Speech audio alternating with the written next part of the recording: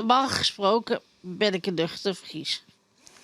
Deze knoop kwam dus ook uit het niets. Ineens is het te veel voor het hoofd. Het licht wordt langzaam gedoofd.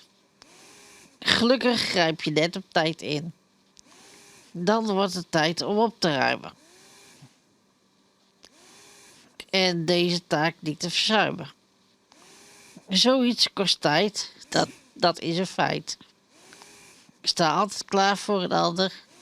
Ik vind dat het moet. Met mij komt het ook wel weer goed.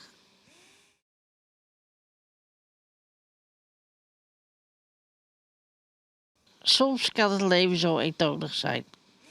En wat is het dan fijn dat er muziek is waar je je emoties kan laten gaan. Hoe ver ze ook wegstaan. Er mensen zijn die je de moed geven om door te leven. En je ineens beseft dat je alles kunt herleiden. Naar je verleden wat je lang hebt lopen te vermijden.